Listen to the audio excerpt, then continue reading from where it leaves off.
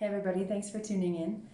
Today's video is about the center of our body that is connected with what I like to call the fist in the center of the chest.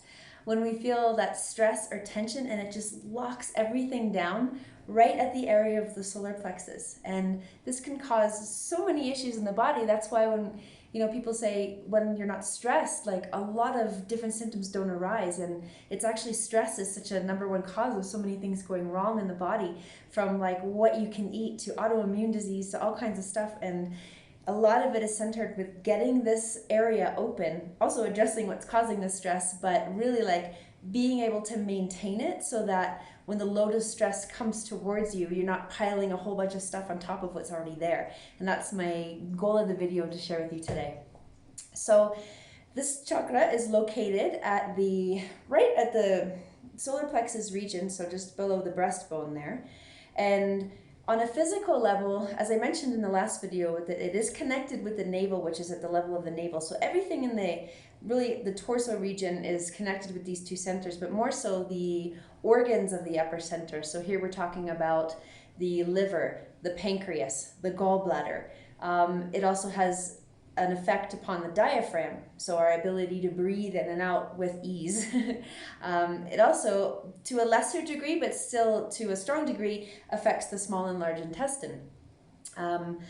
Also affects our adrenals and can have an effect on our lungs as well, because everything's all connected in this area.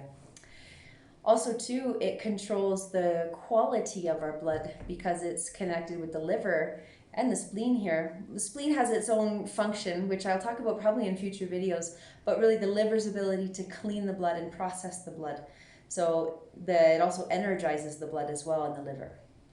So what happens here if there's a malfunction of this area? Well, one thing, you can have difficulty breathing. When there's a fist in the chest, and you know what that feels like, it's hard to take in a breath without it feeling painful. It just constricts our ability to breathe. And think about how much that affects the body in terms of like the oxygenation of our blood getting to the brain, all these sorts of things. Because it affects the pancreas, you can have pancreatitis, pancreatic cancer, diabetes also show up here. Digestive ailments. Of course, because we've got the liver, the gallbladder, the intestines, everything here, the stomach. So you could experience things like high cholesterol also connected here. Interestingly, because this area processes so much of what we take in, and if it doesn't get a chance to expel, say, all the stress energy, it starts to build up like a dirty red prana in the center of especially on the liver. And what starts to happen is it travels up towards the heart and starts to heat the heart up. So what we find here is if there's a lot of issue with the solar plexus, oftentimes it causes an effect upon the heart. So when you're cleaning, you think you go to the heart and it's an issue that needs to be cleaned. Yeah, it's also the solar plexus as well, like what's dirtying that center. So any kind of heart element, I would always look at the solar plexus region. So those who experience rheumatoid arthritis, autoimmune disease, lupus, also 99% of the time have a malfunctioning solar plexus chakra and malfunction with the liver. So these are areas that you really want to target if you're suffering from these sorts of conditions. On an emotional level, as I mentioned, it's connected with the navel, so a lot of the things from the navel video you're going to see coming up. Willpower, confidence, the ability to do what you're going to do, or say what you're going to do. I really find up here, like, really willpower is huge. So one of the things I think it's really important to think of is like willpower to do what? Yes, willpower to get the job done, willpower to accomplish the things that you want to accomplish, to go out there and make the changes that you need to make. But first and foremost, one of the really important things is that this solar plexus region should be a little bit smaller than our heart. Because if you think about it, if we're just bulldozing through things and not having that kind of heart to govern what we're doing, this is when we can get a bit arrogant. This is when we can just bulldoze through and not really concern ourselves with other people's feelings or how it will affect other people. So ideally, in a perfect situation, you want to have a heart that's larger than the solar plexus. But you still want to have a powerful solar plexus, because if you want to enact divine will, you have to have the courage to be able to have hard conversations, to stand up to people, to say no, all these sorts of things. to say yes, even if you're tired. That's the other part of it too. Sometimes when you're getting dragged down, you're like, oh, I just want to give up. Oh, I'm a victim. I can't do this. You really have to dig deep. And that's where that fire comes from. So you've got to dig deep and be like, okay, yeah, am I going to get this done? Yes. And you have to be able to do that. So huge, huge part here. So what can we do once we measure?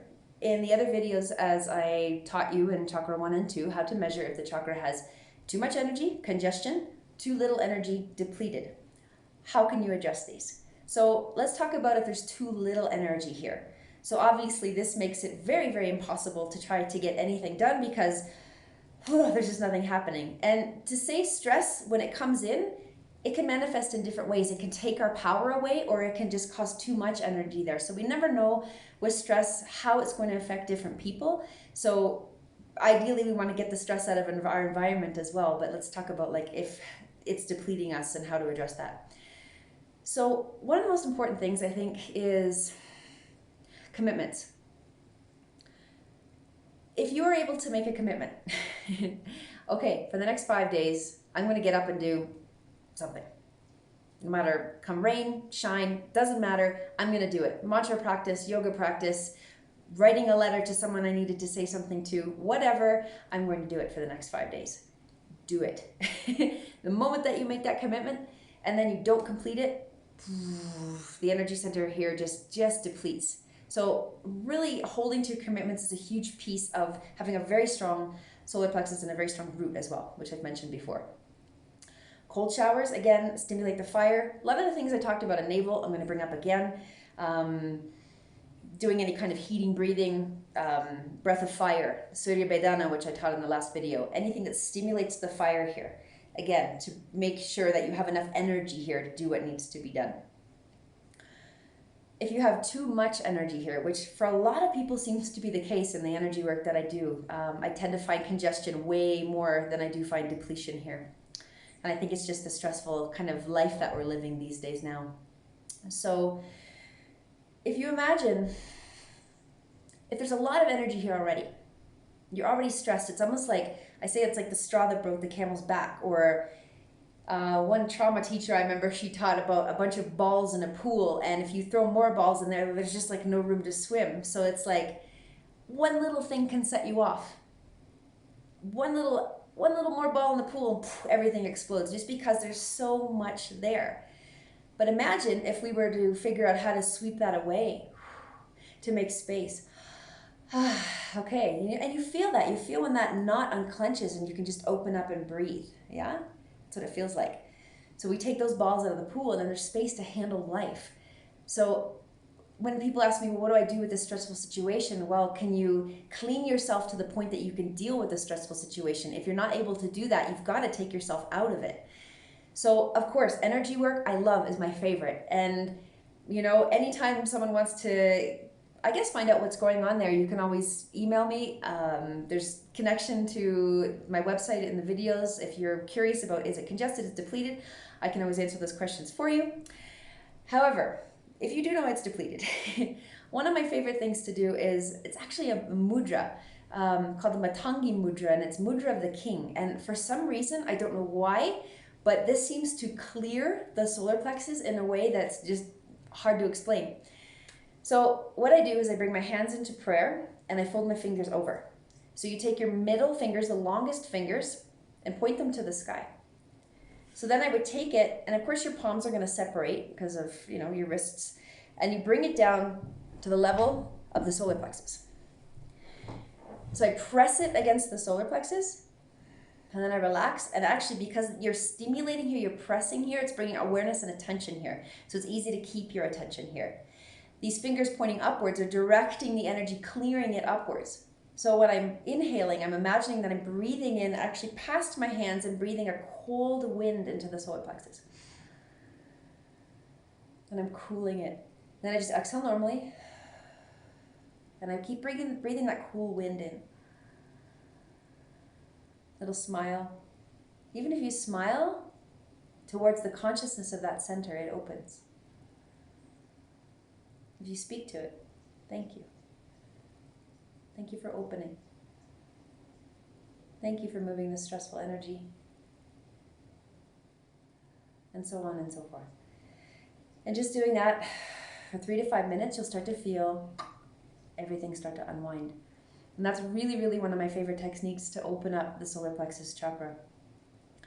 The other one for cleaning, obviously, is salt baths. Salt baths are incredible. It's basically taking a cup of regular salt, pouring it in the bath, a little bit of lavender oil if you have it for clearing psychic energies, clary sage if you have it for clearing negative thought forms. Get in the bath, 20 minutes, no more than that. I always ask the salt too to extract all heavy and diseased and dirty energy out of my body.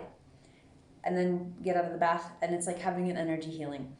One of the other techniques I think I taught in another video about cleaning the home was using an egg, and I also will pass the egg counterclockwise over my solar plexus, and I'll ask it to continue to absorb for the next 24 hours. And then after I've done that, you'll feel it. Sometimes it'll even crack, and then you have to bury it.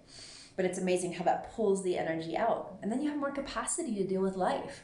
You don't get stressed out, you don't overreact. But if you're overreacting just to simple things in life, it's showing you that there's just way too much energy here, and you've got to take care of it. You've got to address it instead of just, I'll leave it, I'll let it go. It's really showing you there's something happening here. Last thing, one of my favorite things that I do, like if it's just really stuck and I can't get it out, is to do in yoga what's called lion's breath. So basically there's a lot of other things you can do in terms of gazing upwards, looking up towards the third eye. But very simply, I'll just sit like in Japanese posture, like sitting on my knees or sitting on my shins. If you can do that. If not, it doesn't matter. I mean, if you have sore knees, just sit normally. And what I'll do is I'll take a big breath in through the nose. And then when I exhale, it looks really funny, but I stick the tongue out and I look up towards my third eye, and I just, and I let all the energy go. And I almost imagine like I'm literally purging from my solar plexus. I'm not going to do that to you now because I don't want to send that energy through the video, but I'll do the facial so you can see. It's literally like that. But if I'm really going to go for it, I would be expelling that energy out. And if you feel it makes the house dirty, clap afterwards. Your pets love it. So anyway, thank you so much for watching this video. And if you like what you're seeing, please click subscribe and like the video if you do like it. And share it with people who you think might appreciate the energy work. So thank you so much for tuning in. Next video is going to be my favorite, the heart. And can't wait to share that with you. And have a wonderful day. Ciao.